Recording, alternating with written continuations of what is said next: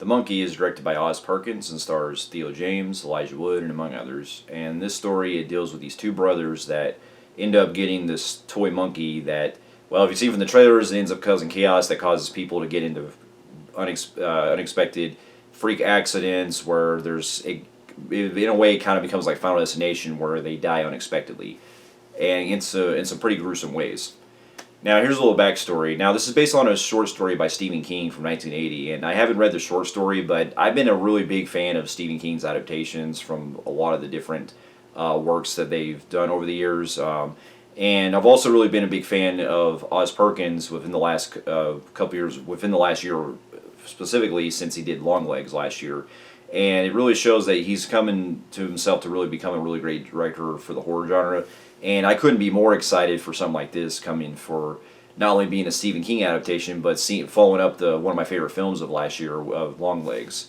And so, going into the trailers, I got myself really hyped for it. But I had to go into it with the right kind of mindset because going into it, I didn't really know if it was going to... I thought it was just going to be one of those straightforward type of, films that you see that's played on this typical Stephen King route.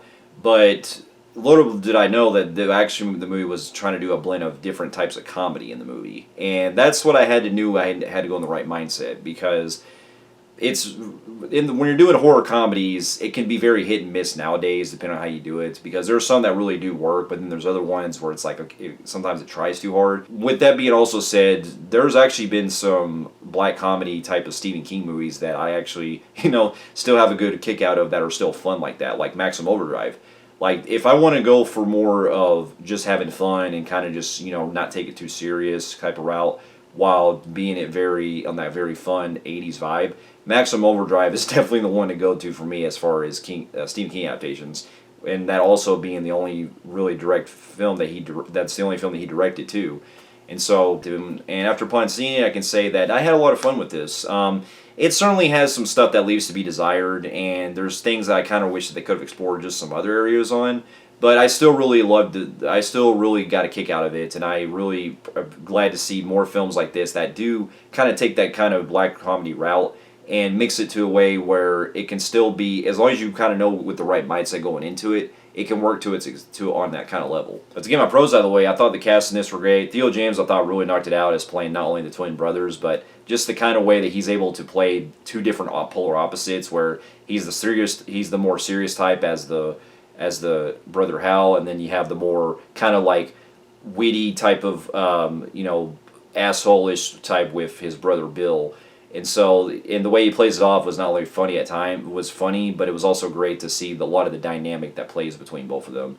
And so he was great. And then it was also great seeing some other ones that showed up too, especially Elijah Wood, and also seeing the other guy that played Corey Cunningham from Halloween Ends. I hated that movie so much, but it was great to see him in other stuff like this. I thought he was fun to watch, but gotta really get handed to a lot of the death scenes in this. Like, this movie is just flat out insane with how much stuff that is very unexpected, because one moment you'll be seeing a conversation happen, and then all of a sudden a death happens, and then the way that it edits, it goes into some stuff that's going into that very unexpected dark territory, dark comedy, where people are saying like very witty remarks and stuff. And I know that is something I can get a little minor. I'll get into a little bit of my cons with later on, and I can definitely see that it doesn't appeal to everybody because the way it's trying to play itself, on that unexpected like dark comedy. But I feel like it after a while when I was watching it, it did work on me to a point, and I was actually laughing for a lot of the funny death scenes that happen themselves, because in a way it was actually kind of reminding me of,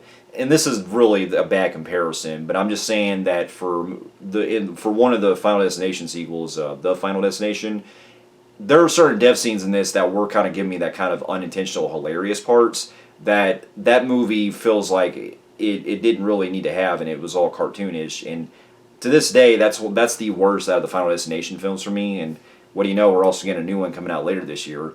But I'm just saying, on that kind of level, it was giving me a good vibe with this one, because seeing the deaths, how they play out, some of them are very unexpected to where I was still laughing, and I was still having a good time with seeing some of them, because just how crazy the movie gets. And I got to give it credit to a lot of the ways the movie builds into, because you're really not sure how it goes along with how the monkey is pretty much doing all this other stuff that's happening.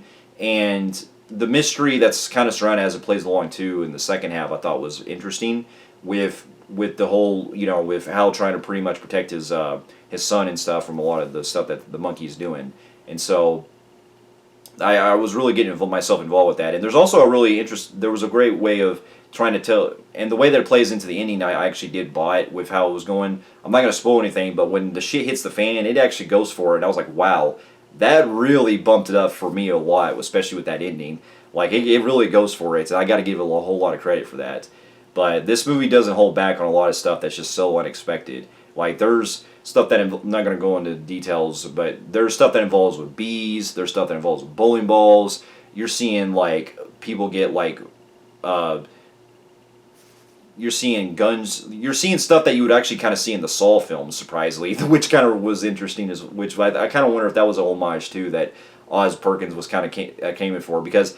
Funny enough, James Wan actually produced this movie, so I wonder if that was maybe James Wan's idea to have something like that. So that was pretty cool.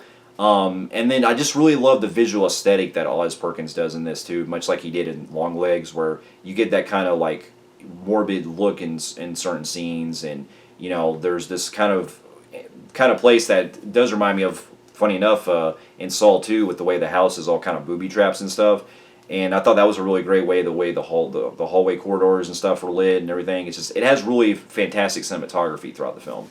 And then the actual creepy music that plays with the monkey itself when it's playing the little when it's playing the drums and stuff and everything like that, it gets you in that kind of vibe where it's very unsettling, for in the right way, where it builds suspense. And so.